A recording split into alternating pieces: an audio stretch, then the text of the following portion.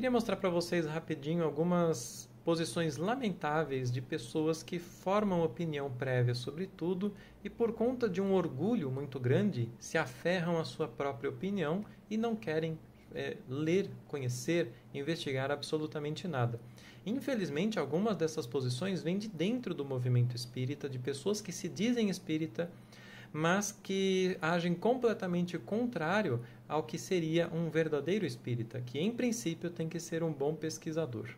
Eu quero demonstrar isso para vocês entenderem essa maneira de agir e para vocês não gastarem tempo como eu estou gastando muitas vezes, e eu estou aprendendo com isso, com esse tipo de comentário, para que a gente aprenda a agir de maneira diferente. Aqui nós temos o meu vídeo lá na plataforma vizinha, se o espiritismo é apenas uma crença, prove de algo melhor em seu lugar, né? E aqui nós temos alguns comentários. Esse amigo aqui, ele veio, né, e falou assim, ele já tinha comentado alguma coisa, contrário a tudo, né, ele é ateu. Se você conseguir realmente provar que o espiritismo não é só uma crença, eu largo o ateísmo e viro espírita na hora. Então eu iniciei aqui o diálogo, primeiramente, traçando um entendimento, né, uma proximidade com ele, demonstrando que eu entendo a posição ceticista, que ela é necessária, que a gente não deve acreditar em tudo, né, simplesmente acreditar cegamente nas coisas, e que eu entendo que o dogma religioso ele esteja produzindo muito mal à sociedade. É dessa posição que muitos deles partem para dizer que são ateus ou agnósticos, porque a religião só causa problemas. A religião não causa só problemas, nós temos que entender isso, mas sim, tem muitos problemas, inclusive na religião do movimento espírita, enfim, causando problemas às pessoas, né?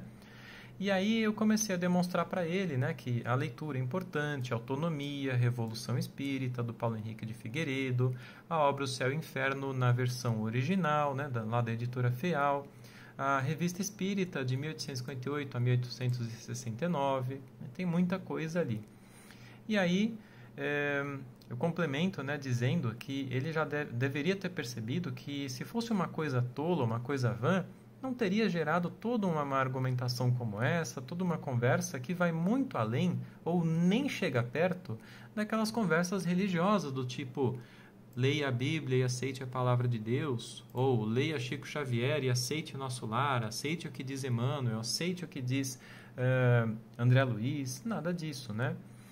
Mas infelizmente a pessoa não tem abertura nenhuma, né?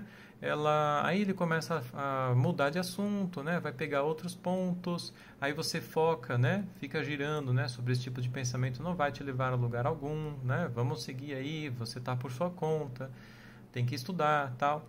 Aí ele pega, gira sobre outro ponto para tentar falar outra besteira, para voltar a falar, né, que o espiritismo é só uma crença, porque ele não tem vontade nenhuma. Esse aqui é um exemplo daqueles que Kardec até já tinha demonstrado, né, que talvez seria o ponto de primeiro perguntar: você acredita na existência da alma? E se a pessoa dizer não, a gente, como disse Kardec, para por ali.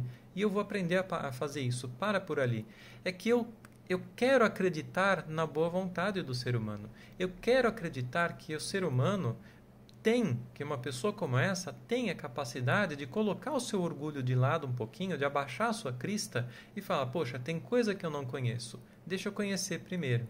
Infelizmente tem pessoas que não conseguem fazer isso, porque o apego a esse orgulho, que vai lhe causar muito problema, talvez por muito tempo, é maior do que ele praticamente. Já o comentário seguinte é naquele vídeo lá do Daniel Gontijo do Ex-Espírita, né, que eu gravei uma resposta com relação a isso. E aí um amigo aqui veio e comentou algumas coisas falando lá, enfim, desse vídeo.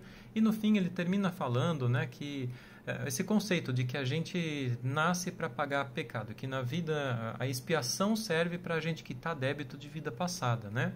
E eu disse para ele o seguinte: olha, concordo com tudo, menos no final, porque isso aí é fruto da adulteração do céu e inferno, né? Então você pode ler o artigo que tem lá no nosso site, que fala justamente sobre essa adulteração, tá? Ele não leu. Aí ele veio e começou a falar a repetir a mesma ideia, né? Eu rebati falando que não, expiação não serve para isso, não existe lei do retorno, isso é falso. E ele responde dando prova de que não teve a iniciativa de abrir o artigo e ler para dialogar sobre ele, não foi atrás da obra, que eu inclusive citei, eu coloquei o link para ele baixar diretamente aqui, olha, o Céu e o Inferno original, para ele ir lá e checar por ele mesmo, mas ele não teve essa iniciativa. Ele simplesmente vem repetir. Esse aqui é o seu ponto de vista, contrário ao Espiritismo. E ainda pergunta, como você pode seguir o Espiritismo e dizer que importantes obras da doutrina são falsas? Ou seja, não fez o menor esforço. E aí eu terminei dizendo, isso não é o meu ponto de vista, é a consequência do estudo das 136 revistas espíritas e da obra que já citei 2 vezes. Dê prova de boa vontade e estude-a, já que é fato que ela foi adulterada. E aí eu termino dizendo, como pode se dizer espírita e mostrar má vontade no estudo, formando opinião prévia? Infelizmente, existem muitas pessoas assim.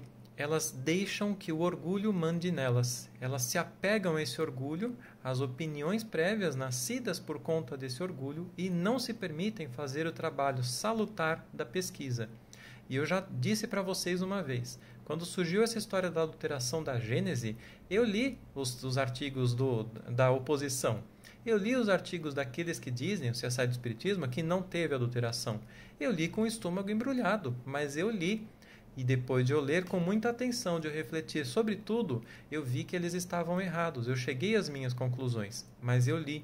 Por que essas pessoas não leem?